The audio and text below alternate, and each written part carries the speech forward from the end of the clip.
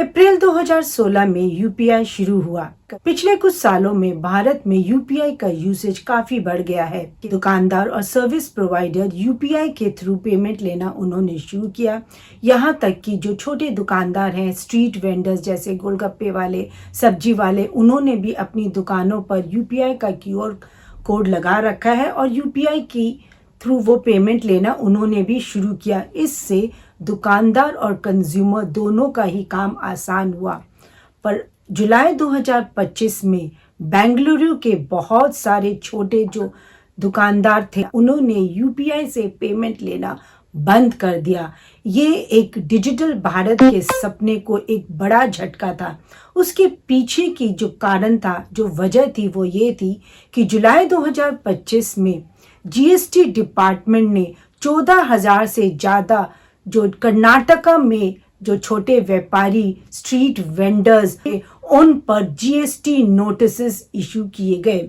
GST department ने phone पे, भीम पे, गूगल पे, इन सभी यूपीआई ऐप से 2022 से लेके 2025 तक का डाटा कलेक्ट किया और उसमें पाया गया कि हजारों की तादाद में जो छोटे दुकानदार या स्ट्रीट वेंडर्स हैं, उनकी एनुअल यूपीआई से रिसिप्ट जो है 40 लाख से ज़्यादा है, पर उनमें से किसी ने भी जीएसटी रजिस्ट्रेशन नहीं लिया था। इसीलिए जीएसटी डिपार्टमेंट ने इन सभी छोटे दुकानदारों पर जीएसटी नोटिस इशू किए। इससे पैनिक होकर बेंगलुरु में बहुत सारे छोटे दुकानदारों ने यूपीआई से पेमेंट लेना ही बंद कर दिया और वो अब कैश में पेमेंट लेने लगे। यहाँ पर समझने की बात ये है कि जीएसटी नोटिसेस यूपीआई ट्रांजैक्शंस की वजह से इशू नहीं की गई थी। जीएसटी नोटिसेस इशू की गई थी for non GST registration and non GST compliances. यहाँ पर यूपीआई प्रॉब्लम नहीं है, प्रॉब्लम है लैक ऑफ अवेयरनेस, क्योंकि बहुत सारे दुकानदारों ने ये एक्सक्यूज दिया कि उन्हें तो जीएसटी लिमिट के बारे में पता ही नहीं था। पर as per law, ignorance of law is not an excuse. आज इस सेशन में हम आपके साथ इसी जीएसटी लिमिट के बारे में बात करेंगे। किसी भी पर्सन के लिए उसकी एनुअल रिसिप्ट्स कितनी क्रॉस होने के बाद उसके लिए जीएसटी रजिस्ट्रेशन लेना मैंडेटरी हो जाता है। वीडियो इंपॉर्टेंट होने वाली है और आप सभी को सेशन के एंड तक मेरे साथ बने रहना है।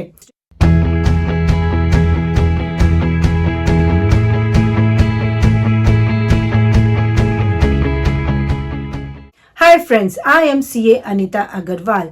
Welcome back to my channel. यदि आपने अभी तक मेरा चैनल सब्सक्राइब नहीं किया है तो subscribe my channel and press the bell icon, ताकि आपको इस तरह की वैल्यूएबल इंफॉर्मेशन की नोटिफिकेशंस मिलती रहे। Like the video and share with your friends and relatives in order to create awareness. चलिए अब समझते हैं कि जीएसटी रजिस्ट्रेशन की थ्रेशहोल्ड लिमिट्स क्या हैं।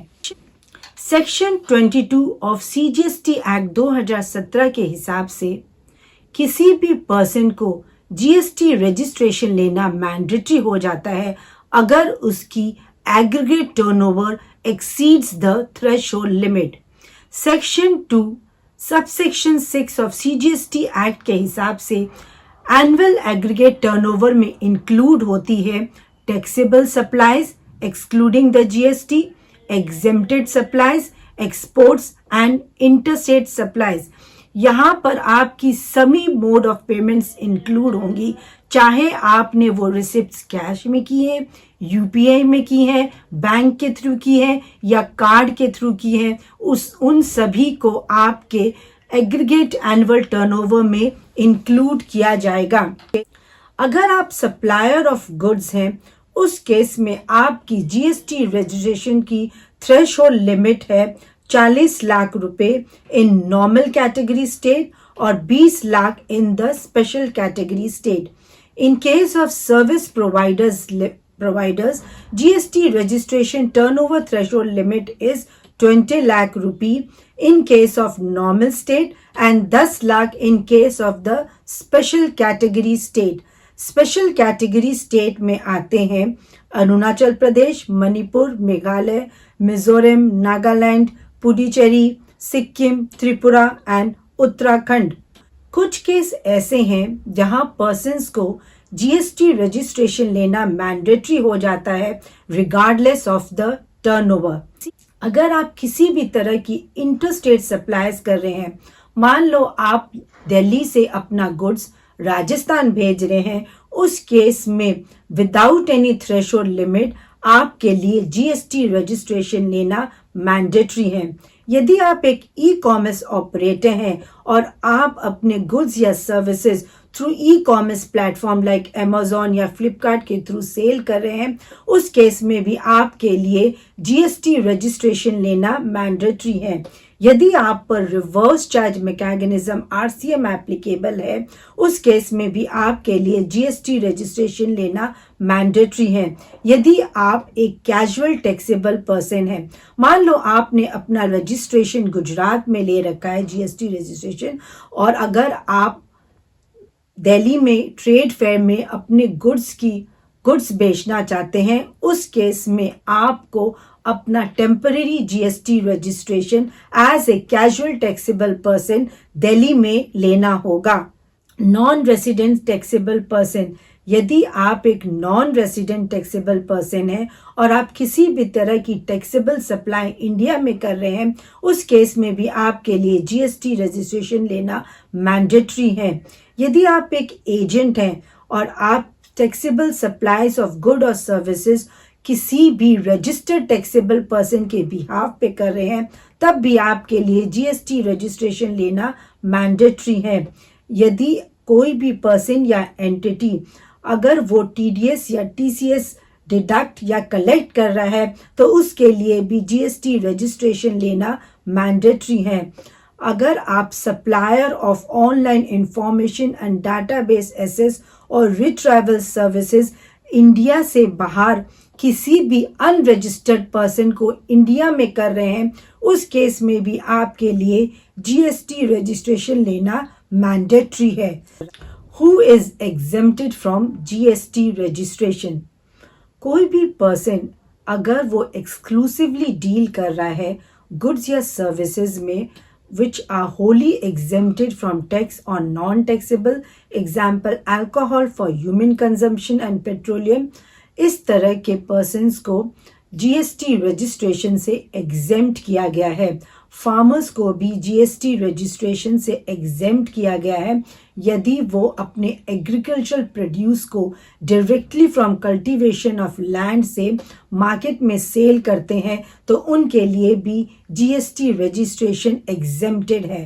जीएसटी रजिस्ट्रेशन की टाइमलाइन एंड सपोर्ट, जब भी आप जीएसटी रजिस्ट्रेशन की थ्रेशोल्ड लिमिट को क्रॉस कर जाते हैं, उस केस में आप लायबल हो जाते हैं फॉर टेकिंग जीएसटी रजिस्ट्रेशन।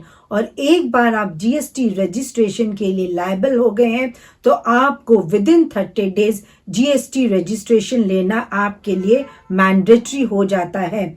यदि आप ये कैजुअल या नॉन रेसिडेंट टैक्सेबल पर्सन है, उस केस में जब भी आप अपने बिजनेस को कमेंस करने से 5 दिन पहले ही आपके लिए जीएसटी रजिस्ट्रेशन लेना मैंडेटरी है।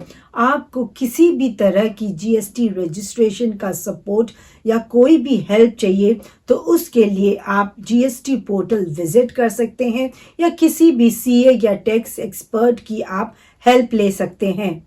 How to respond if you get a GST notice for UPI turnover? Step 1, आपको पैनिक नहीं करना है। शो कॉज नोटिस कोई फाइनल टैक्स डिमांड नहीं है। स्टेप 2, अपने सभी बैंक और UPI statement, daily cash book, bills, आपको अपने सारे डॉक्यूमेंट्स रेडी रखने हैं, चाहे वो आपके यूपीआई स्टेटमेंट हो, डेली कैश बुक हो, आपके सेल्स और कैश बिल्स हो, यूपीआई रिसिप्ट हो, और आप एक सिंपल बिलिंग ऐप की मदद से अपने जीएसटी टर्नओवर को भी ट्रैक कर सकते हैं। स्टेप 3 में अगर आपको नोटिस रिसीव हुआ है, तो file a reply with in 15 days through the GST portal. इसके लिए आप गवर्नमेंट की हेल्पलाइन भी यूज कर सकते हैं या किसी भी सीए या टैक्स कंसल्टेंट की भी मदद ले सकते हैं। इस सेशन में हमने आपसे रेगुलर जीएसटी रजिस्ट्रेशन स्कीम के बारे में डिस्कस किया। छोटे व्यापारियों के लिए जीएसटी में एक और जीएसटी रजिस्ट्रेशन स्कीम है जिसे हम कंपोजिशन स्कीम कहते हैं। इस स्कीम को हम आपके साथ नेक्स्ट वीडियो में डिस्कस करेंगे। Hope guys this video has added value to you. Thanks for your valuable time. जय हिंद।